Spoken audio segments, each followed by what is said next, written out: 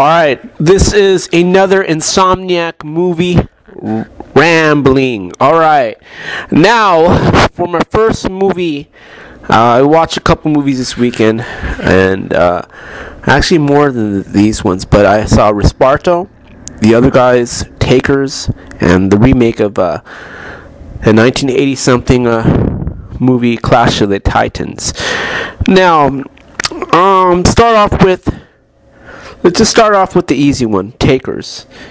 Takers, let's just put it out there. It wasn't my thing. It was just some old BS.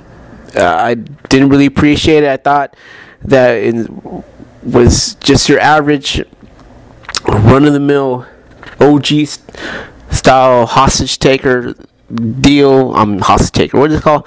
A heist movie.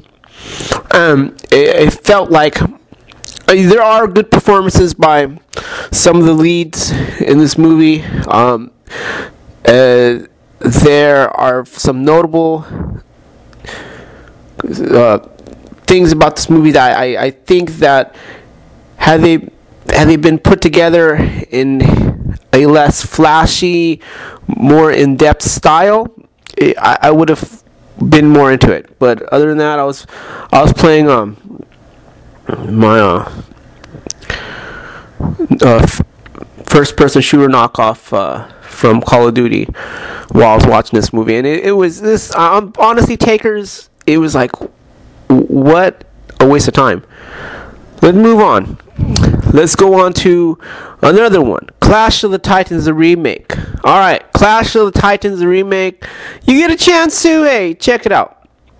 It's one of those things where it's like, okay, the original Clash of the Titans, they updated the special effects. They switched some things around, and I didn't hate it.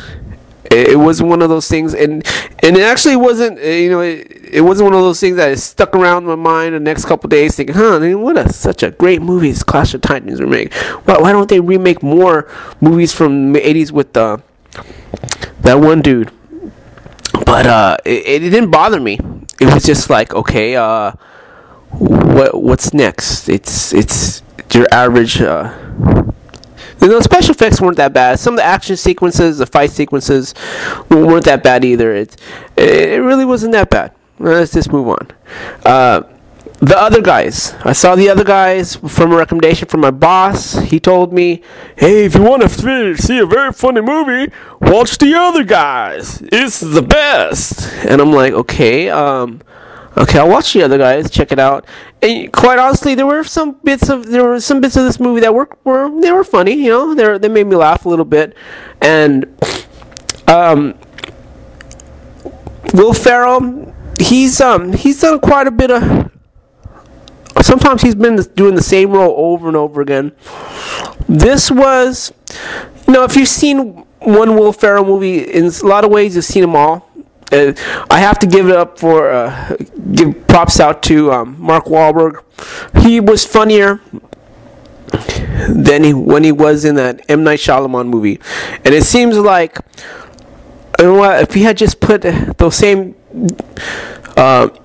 jokes and the same attitude he did in the M. Night Shyamalan movie as he did in this movie, I would have got more laughs out of that the Plants Trying to Eat People movie.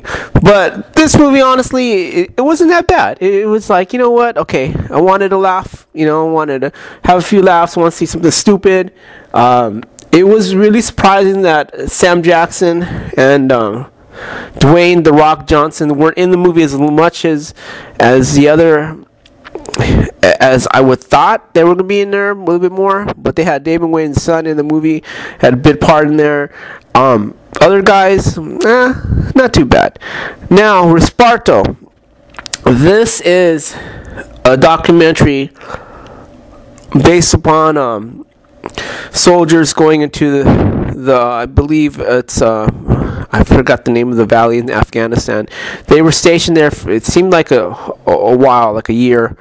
I'm not exactly sure the exact dates, but what it did have was, I right now have some buddies of mine and some people I know that are in Afghanistan, and I hope to God this isn't what that they're going through, because This stuff is crazy. This was back in 2007, so it's like 4 years ago this happened. But these soldiers had to basically take this valley and all the stuff that goes on. It's a short doc. It's a real short documentary, like not even an hour and a half long. But in that span of time, you get to see these, you see young guys. These guys, some of them, they look like they're 18, 19, maybe 20, 22 years old, fighting in Afghanistan, fighting to take this valley. And this Restrepo is basically named after one of the second soldiers that were killed in the unit. And it was just amazing. It was just like, you know what? There were points in the movie. It reminded me of one of my dad's old flicks that he used to watch was Hamburger Hill from the Vietnam era, but that was a fictional story. This is based upon some real stuff, but it seemed like the same type of vein. These guys were stuck there. I mean, they were getting shot at. There were targets. It wasn't a fun place to be. You get a chance to see the real deal. I mean, I don't know if I know they've done some Iraq movies, soldiers coming back from Iraq in the last 2-3 years. There's been a number of them made. Afghanistan, I'm not really sure if there's been any stories, any movies, fictional movies that came out about soldiers in the heat of combat in Afghanistan. But if there is something that you want to check out to know more about what the soldiers went through in that area of the world, this is one of it. It shows what's going on for real. I mean, it shows like, you know what, these guys are getting shot at. What are their mission? Why are they there? A lot of them had different reasons for going in. It showed their histories. It showed their pain. When one soldier got shot, one of his friends straight out just cried like a little girl. It was just crying, and it was honest brutality, because you see what happens. You see what happens to people when they're on extended missions like that. When you see anybody, I'm gonna be honest. I live on the south side of the ghetto up in Cali here, and it's like, you know what?